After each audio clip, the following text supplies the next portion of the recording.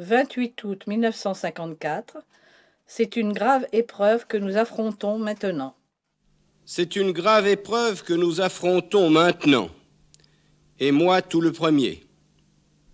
Un journal a écrit que je me trouvais au centre d'une véritable tempête. J'en ai bien souvent l'impression, en effet. La question d'Indochine, la question de la Tunisie étaient difficiles. Mais j'ai pu les traiter avec le sentiment que dans leur ensemble, le pays et le Parlement me faisaient confiance, une confiance que je crois avoir méritée. Le problème de la CED, je l'aborde dans des conditions bien différentes, puisqu'il divise profondément les Français entre eux et le Parlement. J'aurais voulu le résoudre en opérant un rapprochement entre des patriotes d'égale bonne foi. Pour cela, j'ai pris comme base le traité que nos représentants avaient signé il y a plus de 2 ans déjà.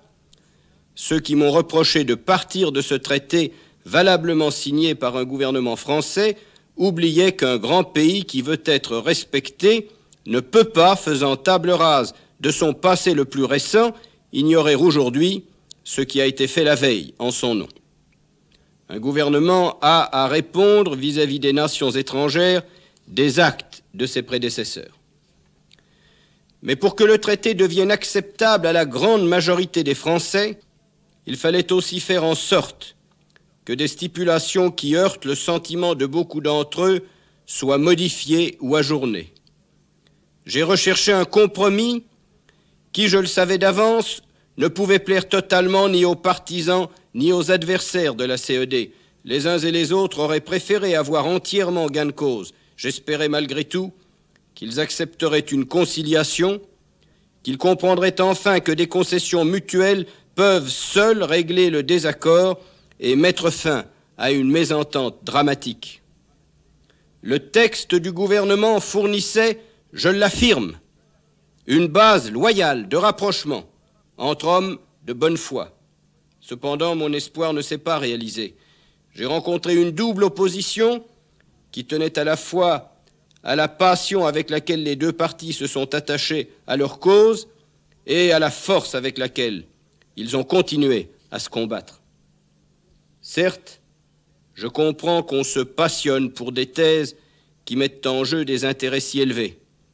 Les uns n'ont en vue que la construction de l'Europe, l'idéal d'un avenir réalisé dans l'union et la fusion de peuples qui se sont trop longtemps affrontés. Les autres sont animés par la crainte d'un amoindrissement de la France au sein d'une nouvelle communauté. Ils redoutent que notre pays affaibli ne puisse y défendre ses intérêts propres ni maintenir intact son génie national.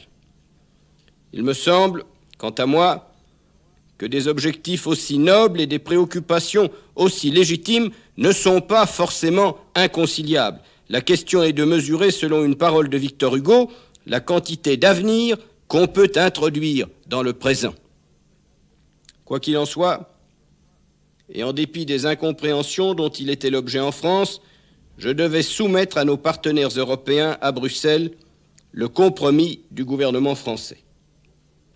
Vous savez à quelle résistance je me suis heurté là encore. J'ai trouvé des interlocuteurs irrités par des années d'atermoiements, d'hésitations, d'incertitudes, excédés par la longue suite des promesses que nous n'avons pas tenues. Voulez-vous que je vous parle franchement ? Leur impatience, leur sévérité à notre endroit étaient justifiées. Sur ce point, c'est bien eux qui avaient raison. Peut-être cependant aurais-je pu les convaincre. S'ils avaient su que je parlais non pas seulement au nom d'un gouvernement toujours précaire, mais au nom d'un pays enfin réconcilié, et s'ils n'avaient pas eu l'écho chaque jour répercuté à Bruxelles de nos dissensions intérieures. Je vous disais un jour quelle aide inappréciable, presque irrésistible, m'avait apporté dans la négociation de Genève sur l'Indochine le soutien de l'opinion publique de mon pays. Ce soutien unanime, il m'a manqué cette fois, et nos partenaires n'ont donc pas entendu mon appel. Certains me conseillent maintenant de me retirer. Je n'hésiterai pas à le faire si l'union et l'entente pouvaient en résulter, mais au contraire, ce serait superposer une crise de plus à la crise de la CED et provoquer encore un de ces ajournements qui nous ont déjà déconsidérés si largement. Mon devoir est donc de rester pour permettre au Parlement de se prononcer et de donner à nos alliés et à nos partenaires la réponse qu'ils attendent depuis si longtemps. Mais c'est pour le gouvernement, unanime sur ce point, une impossibilité morale de poser la question de confiance sur un texte qui ne se présente pas comme une solution d'union, alors que cette union, nous avons tout fait pour la rechercher parmi les oppositions, les antagonismes et les passions. Si mes suggestions avaient été retenues, je me serais battu de toutes mes forces pour les faire aboutir. Mais si j'engageais l'existence du gouvernement sur une solution qui continue hélas de diviser le pays, je manquerais au pacte que j'ai conclu lors du débat d'investiture.